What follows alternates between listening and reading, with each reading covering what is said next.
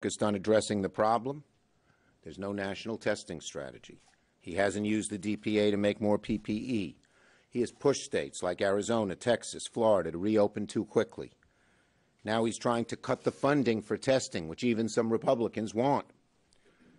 And now things are a lot worse because President Trump doesn't have a plan to deal with the situation. He's just saying he's just waiting for COVID to disappear. It ain't disappearing. Leader McConnell, in a rare act of distancing himself from Trump, had the courage, quote unquote, to say that COVID is still with us. The president can't even model good behavior and encourage Americans to wear masks. When the COVID crisis task force briefings resume this afternoon, the administration should keep Trump away from the podium. Every time President Trump speaks to the American people about COVID-19, he is a threat to public health. Senator Durbin.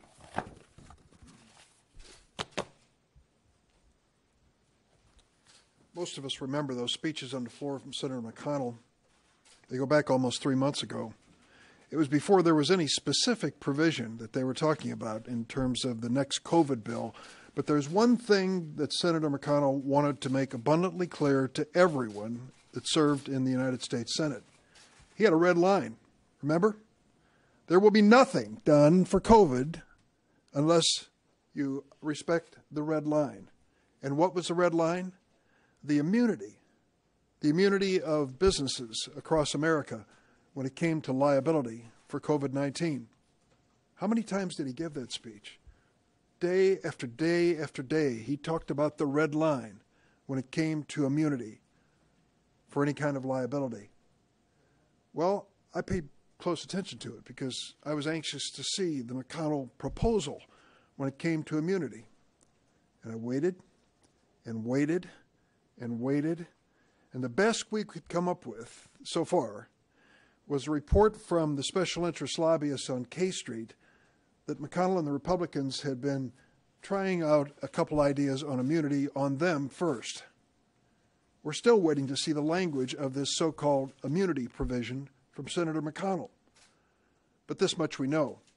The statements that he's made on the floor about the flood, the tsunami of lawsuits that were going to be filed because of COVID-19, the vulnerability of some of the most innocent business owners and individuals across America to these crafty lawyers who are rushing to the courthouse.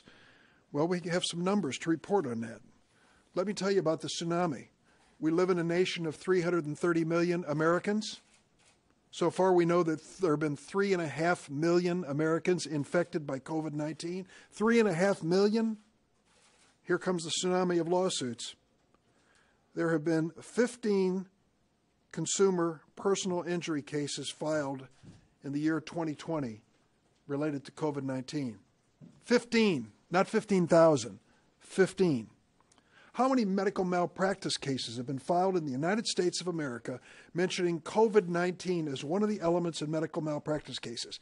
What would you guess in this tsunami of lawsuits? How many of doctors and nurses and hospitals have been sued across the United States of America? 6.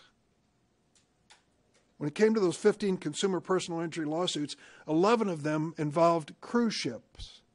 Does that sound like an outrageous number when you consider the thousands of people who were marooned at sea on those cruise ships, which were floating petri dishes for the COVID virus? 69 unsafe workplace lawsuits, 69 across the United States.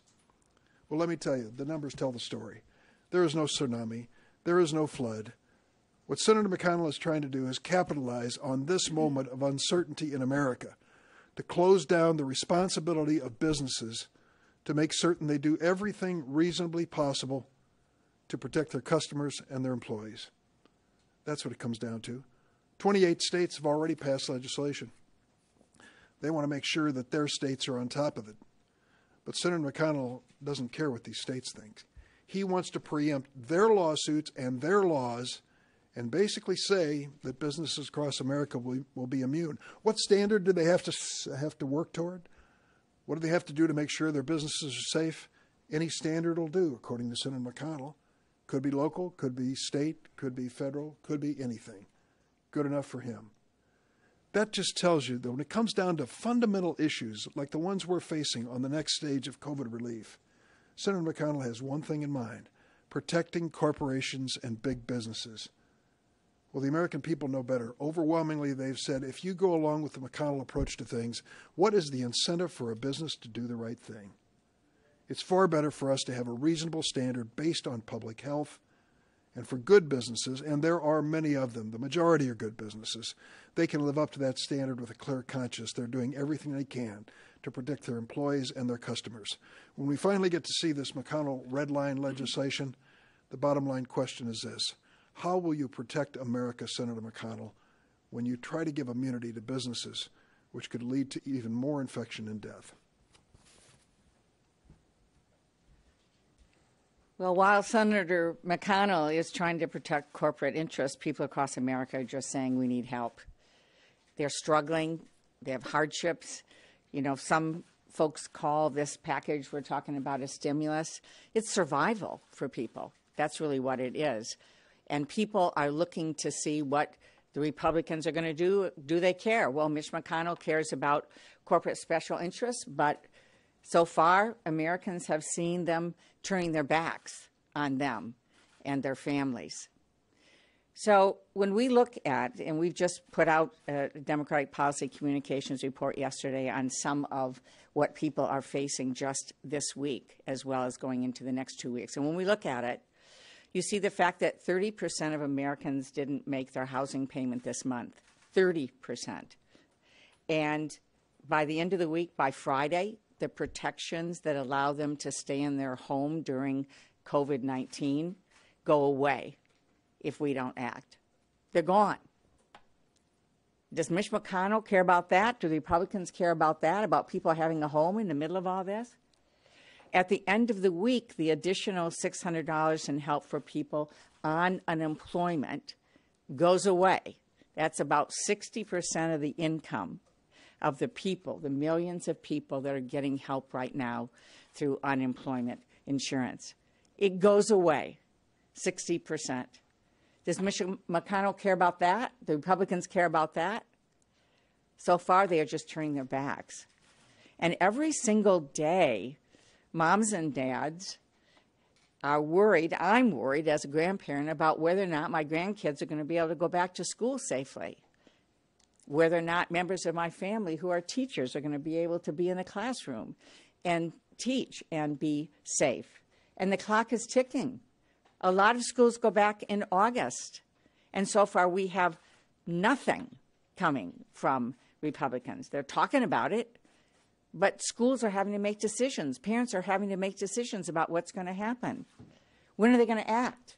And so far, all people see is that they're just turning their backs on them.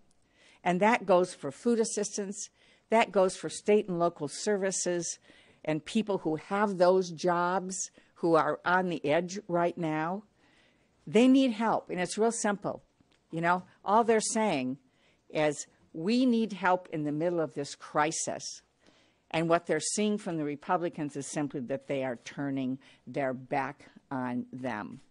Well, we're not turning our backs. And we're going to fight every single day and do the very best we can because we understand what's at stake.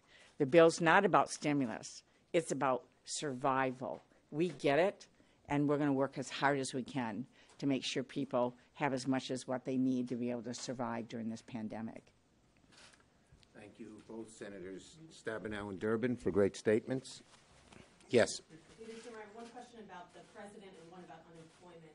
First, why is it that you don't believe the president should be involved in these daily health briefings? Well, I don't think people should take bleach. I don't think hydroxychloroquine is a cure.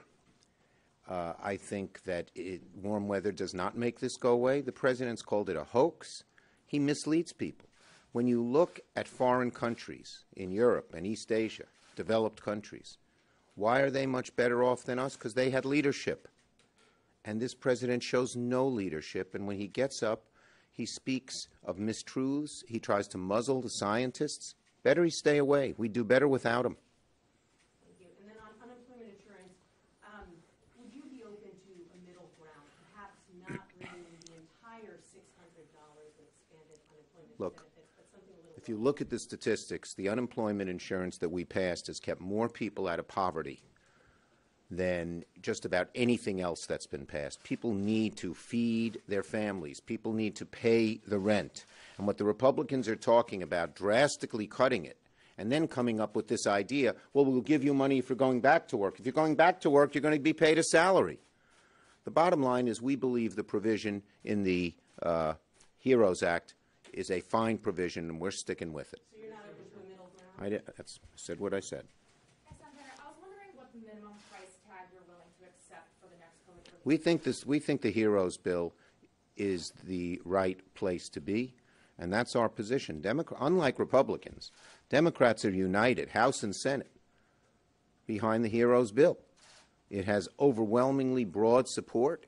Yeah, are there a provision here and there that one or two might not like, or a couple of provisions people want to add in? Sure, but it has huge support. Compare that to the feuding, fractured Republican caucus and the fact that the president and the Republican senators can't agree. It's unbelievable. It's quite a contrast. You might have one sliver of common ground here that McConnell just said. In the GOP plan, he expects direct payment to U.S. residents to be included.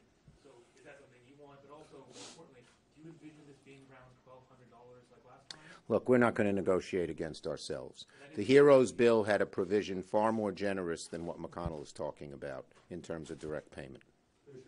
Former Vice President Biden recently suggested that he would be open to supporting eliminating the filibuster if Republicans obstruct his agenda. Where do you stand on that? Are you more receptive to taking a look at doing that? Job number one is for us to get the majority.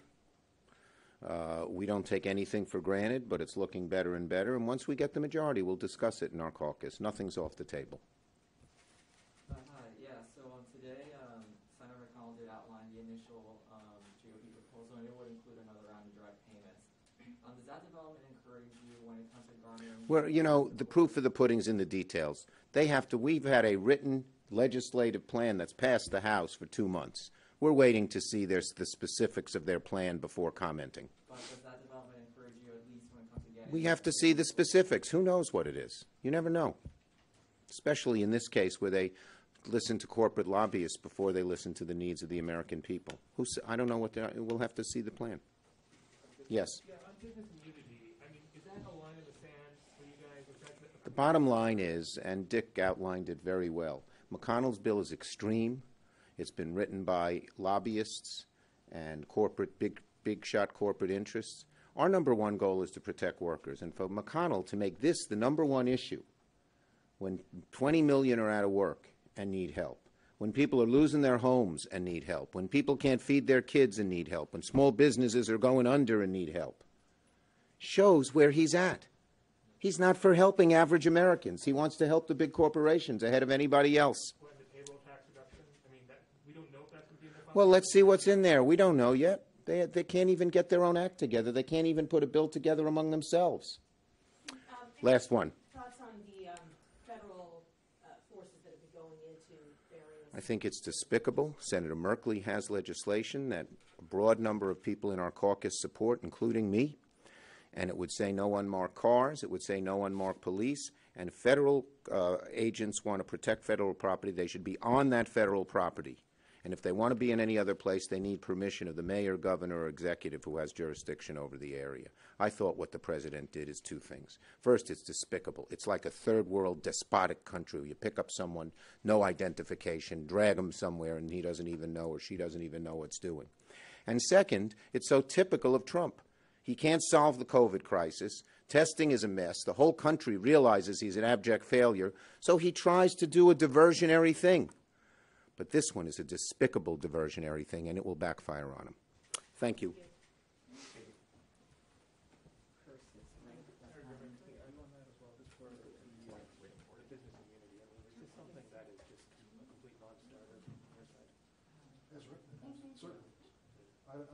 Listen, first, there is no tsunami of lawsuits. Right. That's clear. That's contrived. And secondly, there's a question as to what these good, basically well-intentioned corporations and businesses will do. The ones I've talked to said, just give us a slate. tell us what the reasonable standard is in terms of social distancing. Could that be the compromise? Maybe if Scalia were to actually issue some federal standards, then maybe you could have a meeting Kind to of decide avoided those. it, haven't they? Take a look at this administration, they don't want to put up federal standards, so we haven't seen it. But if they're enforceable standards based on public health, I think we have a conversation. And what about, I mean, we're seeing Republicans tear themselves apart right now between here and the White House over this, the payroll tax, getting rid of it, putting on a holiday. Is that something that is going to fly at all in bipartisan negotiations? I don't think it really, from my point of view, we have so many